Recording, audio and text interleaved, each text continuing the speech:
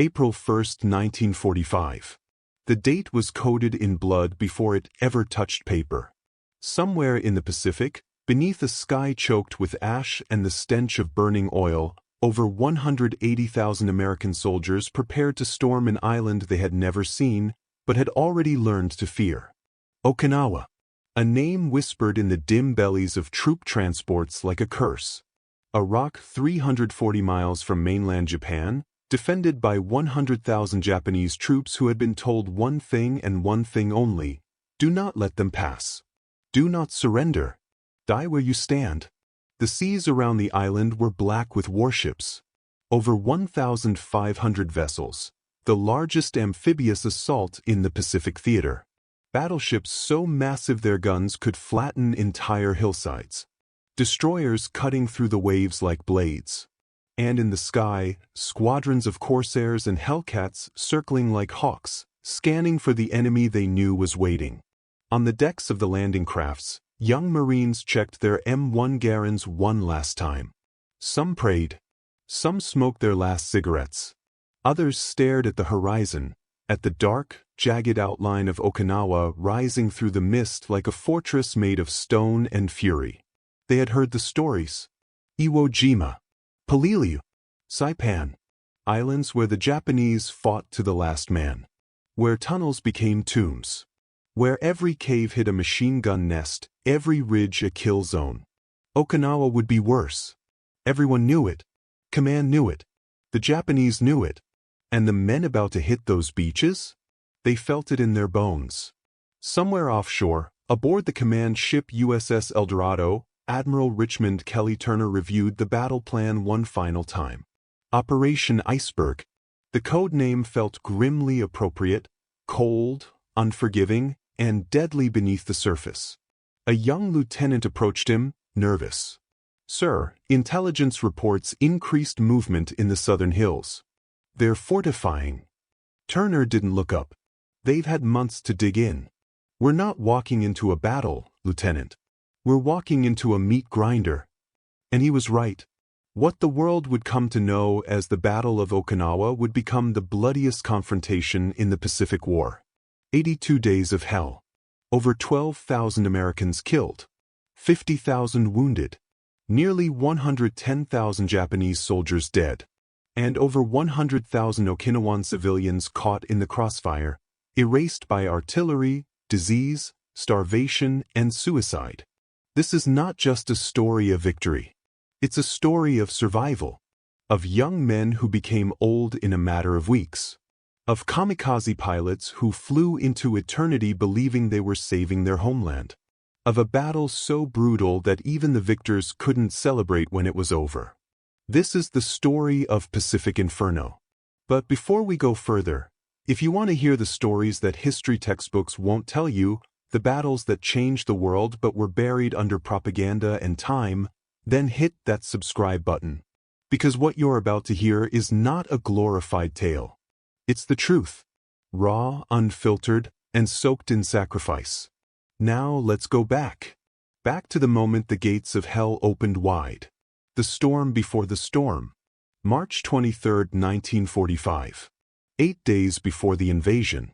The USS Missouri, one of the most powerful battleships ever built, sat anchored off the coast of Ulithi Atoll, part of the staging fleet. On deck, sailors prepared for what they all knew was coming. Ammunition was stacked in pyramids. Planes were fueled. Guns were oiled and test-fired into the open ocean. In the officers' quarters, Captain William Callahan read a letter from his wife. It had taken 6 weeks to reach him. She wrote about their son's 5th birthday. About how he asked when Daddy was coming home. Callahan folded the letter carefully and tucked it into his breast pocket. He didn't write back. Not yet. He told himself he'd do it after Okinawa. He never got the chance. Across the Pacific, in a bunker buried deep beneath Shuri Castle on Okinawa, Lieutenant General Mitsuru Ushijima stood over a detailed map of the island.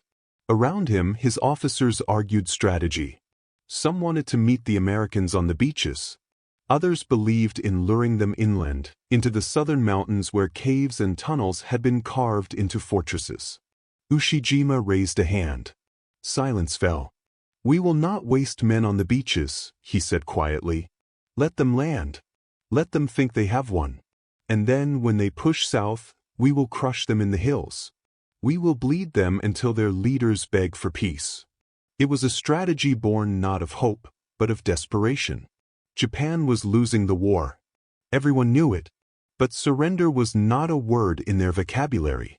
Bushido, the way of the warrior, demanded death before dishonor. And so, Okinawa would not be defended. It would be sacrificed. A funeral pyre for 100,000 souls. On March 26, American forces began the preliminary bombardment.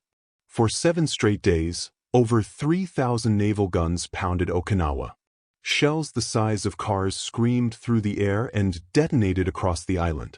Entire villages were erased. Hills were leveled. The jungle burned. But the Japanese didn't return fire. They stayed underground, waiting. April 1, 1945. Easter Sunday. The Americans called it Love Day. At 0830 hours, the first wave of Marines and Army troops stormed the beaches of Hagushi on Okinawa's western coast. Landing craft roared through the surf, ramps dropped, and thousands of men charged onto the sand, rifles raised, eyes scanning for the enemy. But there was no enemy. No machine gun fire. No artillery. No mortars raining from the hills. Just silence. Private First Class Eddie Gonzalez, 1st Marine Division, hit the sand running and dove behind a shattered palm tree. His heart hammered in his chest. He waited for the bullets. They never came. "Where the hell are they?" his sergeant shouted. No one had an answer. By the end of the day, over 60,000 American troops had landed on Okinawa with fewer than 30 casualties. Officers were baffled. Intelligence was scrambling. Had the Japanese retreated? Had they abandoned the island? They were waiting. For 2 weeks, American forces pushed inland, capturing airfields and villages with little resistance. But every night, the sound of digging echoed from the hills. Every morning, new bunkers appeared. And slowly, like a noose tightening, the Marines began to realize the truth. The Japanese had let them in. And now they were going to make them pay for every inch. The Southern Hell. April 19, 1945. The advance south begins. The landscape changed. Gone were the flat beaches and open fields. Now the Americans faced a nightmare of ridges, ravines, and caves. The Shuri line, a labyrinth of fortified positions stretching across the southern third of Okinawa. 32,000 Japanese troops dug into tunnels, armed with mortars, artillery, and machine guns. Every hill was a fortress. Every cave a death trap. The Marines called it the meat grinder. Corporal James "Jimmy" Doyle, 6th Marine Division, crouched behind a boulder as mortar shells screamed overhead. His squad had been pinned down for 3 hours trying to take a ridge no bigger than a football field. They'd lost 4 men already. "We gotta move," his lieutenant yelled. "Move where?" Jimmy shouted back. "They've got every angle covered." But orders were orders. They moved. Jimmy sprinted across open ground, bullets snapping past his ears. He dove into a crater just as an explosion tore through the air behind him. When the smoke cleared, half his squad was gone. He pressed his face into the mud and screamed. This was Okinawa. Not a battle. A slow-motion slaughter. The Japanese used a tactic called Hako Ikkyu. Defend every position to the death, then retreat to the next line and do it again. No retreat meant survival. It meant maximum casualties for the Americans. And it worked. Flamethrower teams became the most feared and most hated units on both sides. American soldiers would approach a cave, shout for surrender, and when none came, they'd send in the flames. The screams that followed haunted men for the rest of their lives. By early May, the 1st Marine Division had suffered over 7,000 casualties. Entire companies were reduced to a few dozen men. Replacements arrived daily, boys barely old enough to shave, and were dead within a week. One Marine wrote in his journal, "We don't fight for victory anymore. We fight to see tomorrow. The kamikazes. But the hell wasn't just on land. At sea, the U.S. Navy faced a new kind of terror, the kamikaze. On April 6, 1945, Japan launched Operation Kikyusui, a mass kamikaze assault involving over 350 aircraft. Their mission: sink as many American ships as possible, even if it meant death. The USS Laffey, a destroyer on radar picket duty, was swarmed by 22 kamikaze planes in the span of 80 minutes. Her crew shot down 9. But 6 got through. Ensign Robert Carr stood on the deck as a Zero dove straight toward the ship. He could see the pilot's face. Determined. Already dead. The plane smashed into the aft gun mount. Fire erupted. Bodies were thrown into the sea. Carr grabbed a hose and fought the flames, even as another plane screamed toward them. The Laffey survived. Barely. But 32 of her crew did not. By the end of the Okinawa campaign, kamikaze attacks sank 36 ships and damaged over 300. Nearly 5,000 sailors were killed. It was psychological warfare at its most brutal. Every ship became a target. Every sailor wondered if the next dot on the horizon was his last. If you're still here, you're one of the few who seek the untold truths of war, so hit subscribe and never miss what history tried to bury. Hacksaw Ridge. Not all heroes carried guns. Corporal Desmond Doss was a Seventh-day Adventist and a conscientious objector. He refused to kill. Refused to even carry a weapon. His fellow soldiers mocked him. Called him a coward. But on May 5, 1945, atop a 400-foot escarpment the Marines called Hacksaw Ridge, Desmond Doss became a legend. The ridge was a killing field.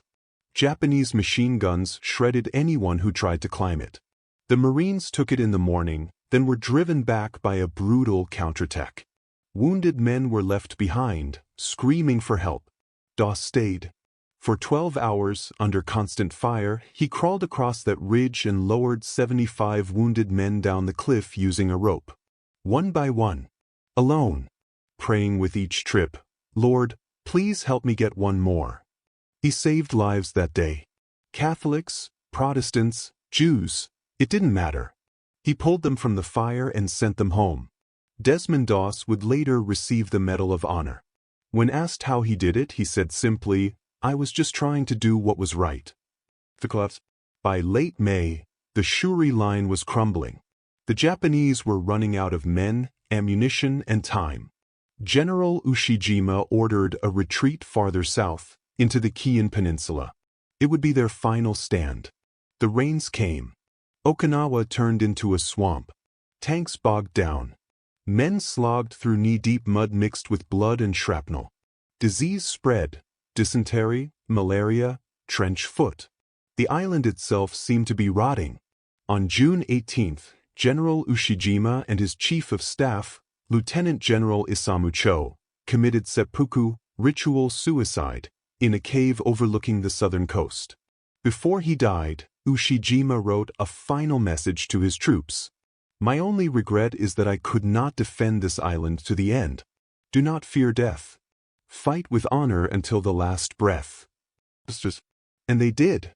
Pockets of resistance continued for days.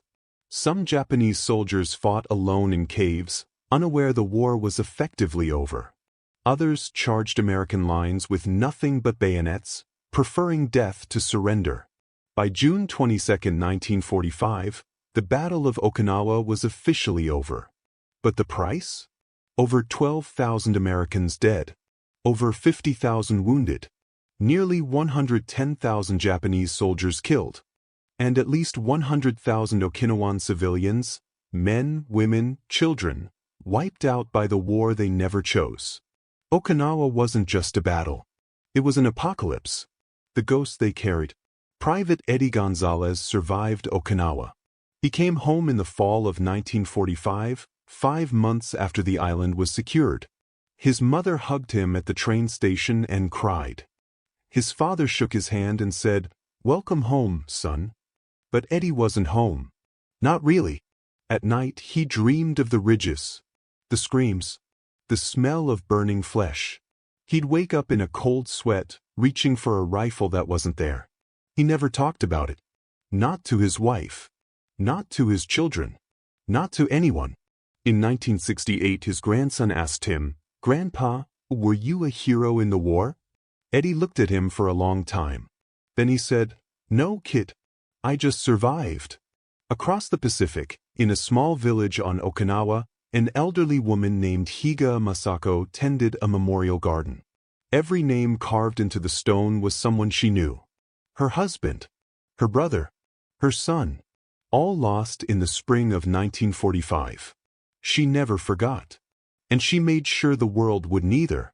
The Battle of Okinawa changed the course of history. It convinced American leaders that invading mainland Japan would cost over 1 million lives. So instead, they dropped the atomic bombs on Hiroshima and Nagasaki. Okinawa was the reason the war ended the way it did. And the men who fought there? They carried those 82 days for the rest of their lives. Conclusion: war doesn't ask for permission. It doesn't care about innocence or youth or dreams. It takes, and it leaves behind ghosts. The Battle of Okinawa was the bloodiest battle of the Pacific War. It was a clash of empires, of ideologies, of men who believed they were fighting for something greater than themselves. And maybe they were. But the cost, oh the cost, was almost too much to bear. Over a quarter of Okinawa's civilian population died. Not as soldiers. As collateral. As casualties of a war they didn't start and couldn't stop. Families were obliterated. Villages erased. An entire generation scarred. The Americans called it a victory. The Japanese called it a tragedy. The Okinawans? They called it hell. But here's the thing history often forgets. Wars are not won by nations. They're survived by people. The Marine who pulled his friend from the fire. The medic who ran into the bullets. The pilot who flew one last mission. The mother who hid her children in a cave and prayed the bombs would miss. These are the ones who won. Not because they lived, but because they endured. Today, Okinawa is peaceful. The beaches are beautiful. The hills are green again. Tourists visit the memorials and take photos and try to imagine what it was like. But they can't. Not really. Because you can't understand Okinawa unless you were there. Unless you felt the mud between your fingers as you dug a foxhole. Unless you heard the whistle of the mortar before it hit. Unless you held a dying man's hand and promised him he'd be okay, knowing it was a lie. The veterans are almost all gone now. The last voices of Okinawa are fading into silence. But their story remains. And it must be told. Because war doesn't end when the guns fall silent. It ends when the last story is told. And this one?